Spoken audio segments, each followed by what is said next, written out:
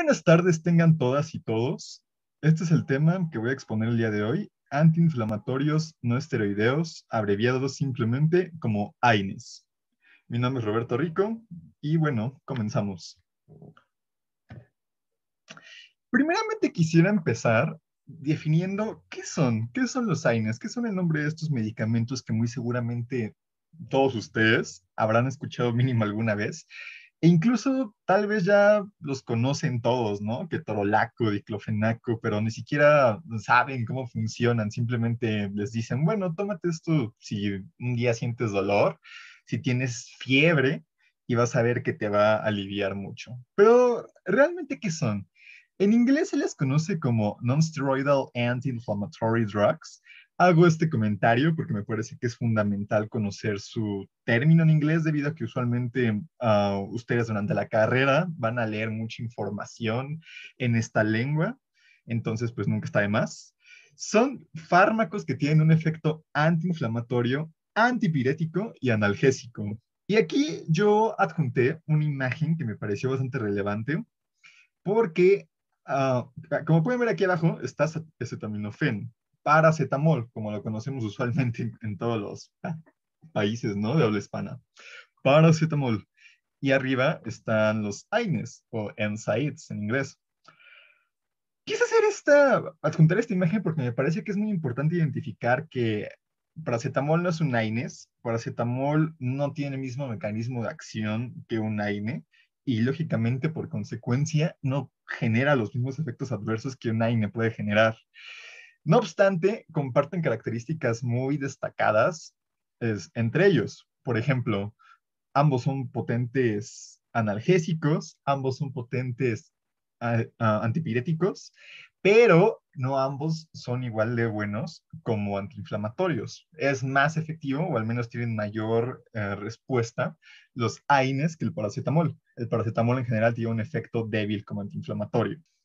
Supongo que muchos de ustedes han escuchado alguna vez la frase que ya es un poco más generacional, pero no sé, seguramente de sus abuelos, tíos, primos, incluso más grandes que ustedes, han escuchado la frase, tú te lo tomas, lo consumes como si fuera un dulce, el niño se lo pasa como si fuera un dulce.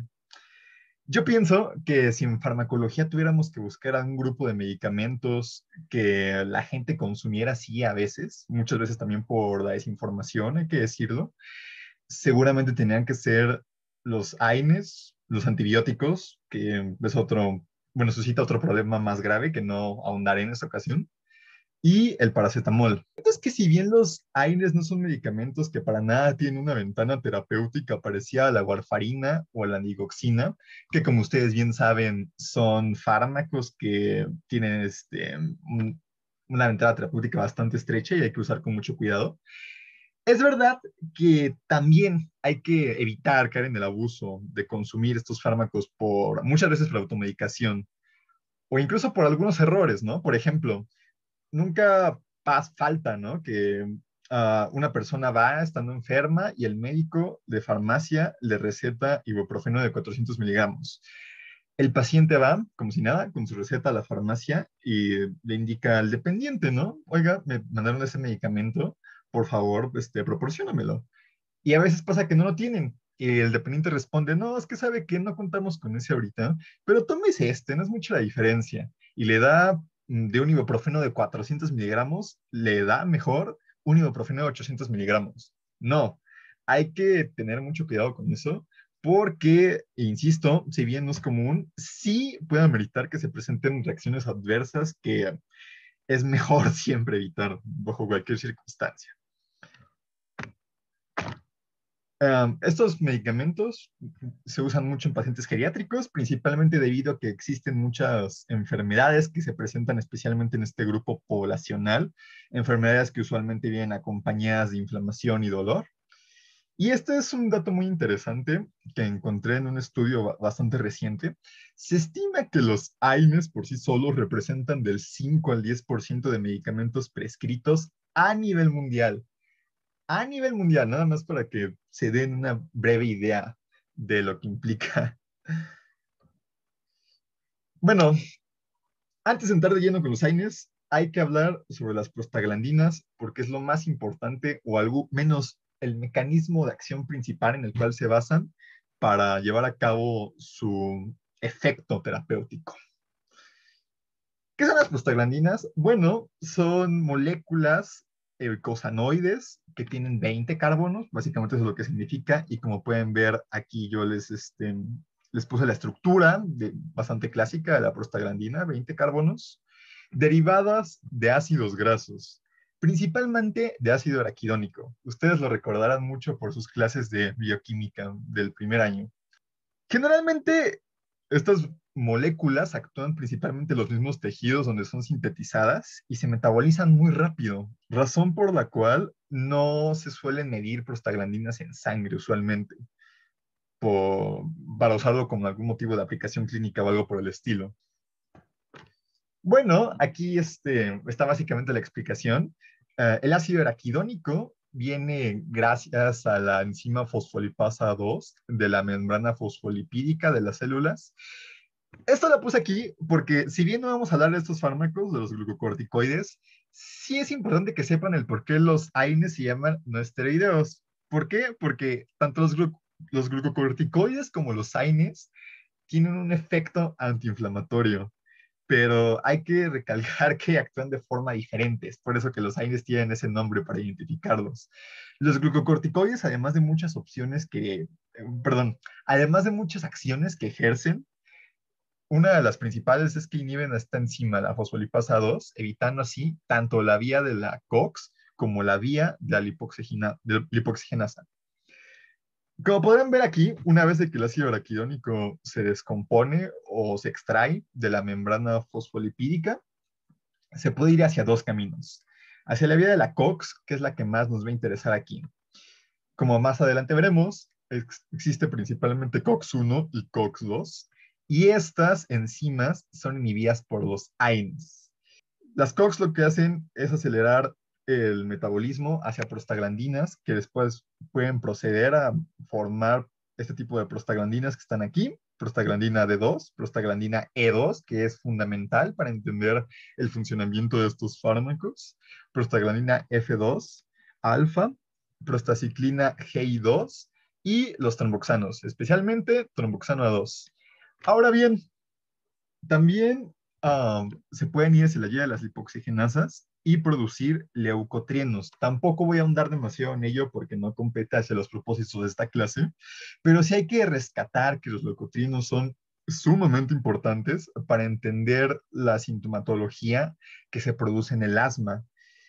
Esto tiene aplicación clínica porque se ha propuesto, más bien existe la teoría de que cuando una persona consume muchos AINES, ¿qué es lo que pasa con este ácido araquidónico? Como no se puede ir por esta vía, se va por la vía de la lipoxigenasa y produce una mayor cantidad de leucotrienos, lo cual es clínicamente relevante para pacientes asmáticos principalmente. Ahora bien, estas son las COX principales que vamos a tratar aquí, la COX-1 y la COX-2. La COX-1 presenta una función constitutiva, fisiológica, completamente normal. Se encarga de generar una protección gástrica, tiene una participación en la homeostasis vascular, en la agregación plaquetaria y en el antagonismo a vasoconstricción a nivel renal. Más adelante ahondaré un poco más en ello. También está la COX-2, que esta se diferencia principalmente porque tiene tanto una acción constitutiva como una acción inducida.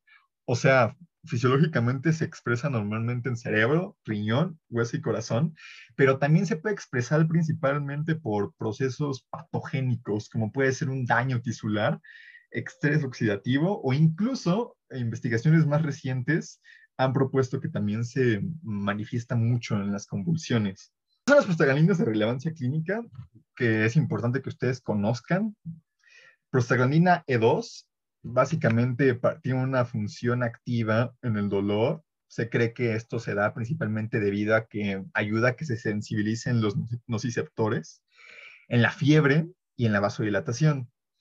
Tromboxano A2 y prostaciclina GI2 tienen funciones antagónicas, mientras el tromboxano A2 usualmente se libera por las plaquetas y tiene una función que promueve la agregación plaquetaria y la vasoconstricción.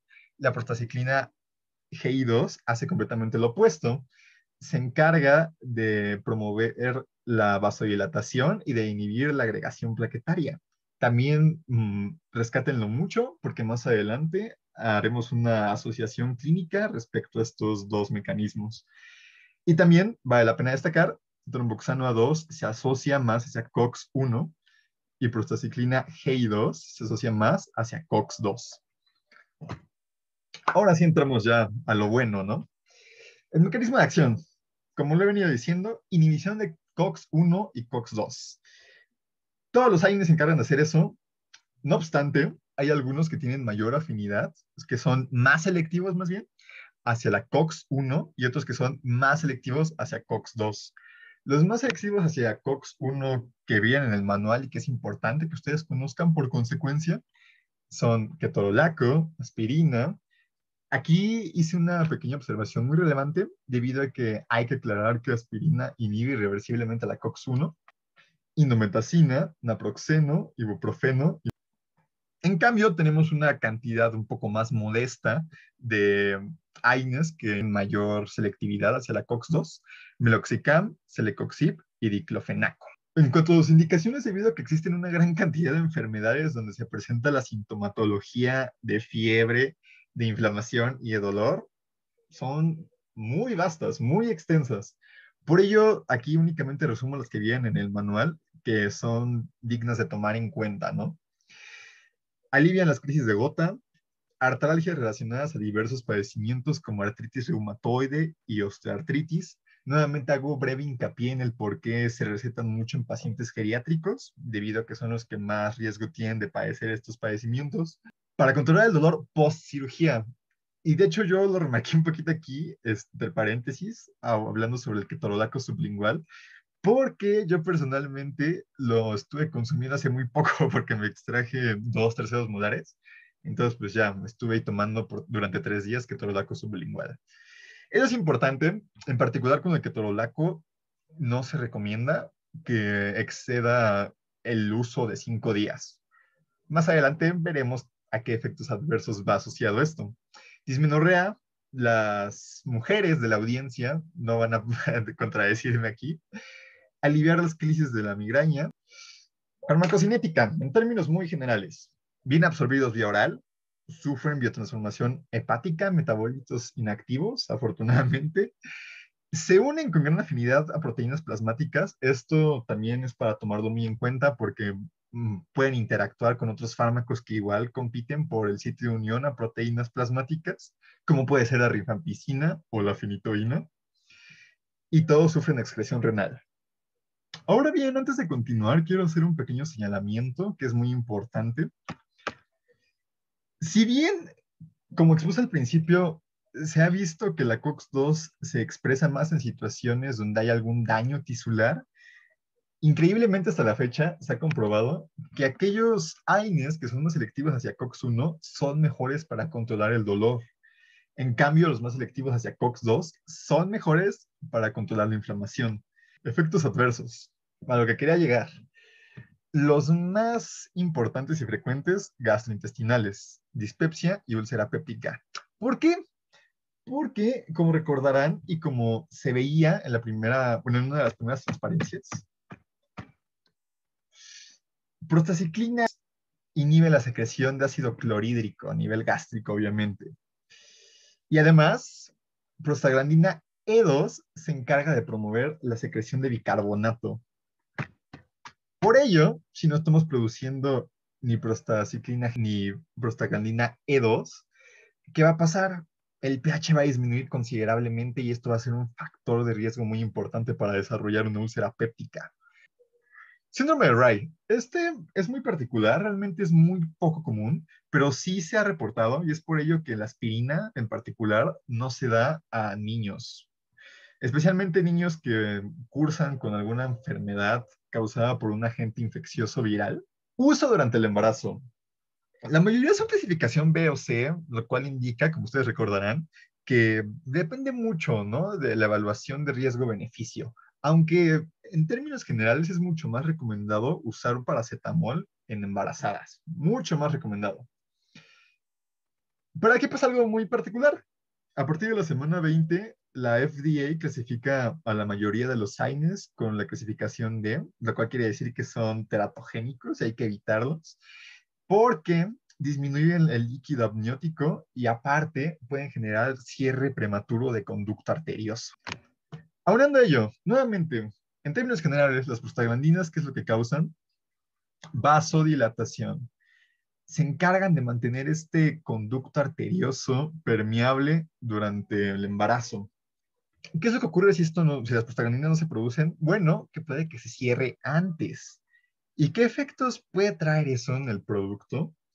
Puede generar una hipertensión pulmonar persistente de recién nacido, regurgitación tricuspidea y dilatación de ventrículo derecho. Quisiera concluir con una frase que a mí me gustó mucho. Lamentablemente no pude encontrar al autor, por más que estuve buscando en internet durante horas, pero creo que queda bastante bien para cerrar este tema. La muerte no es a lo que más le teme el hombre, sino al dolor. Y qué bueno que contamos con estos. Qué bueno, porque yo coincido absolutamente con esta frase. No sé qué opinan ustedes, pero yo definitivamente opino que no hay nada peor que el dolor en esta vida. Muchas gracias a todos por su atención.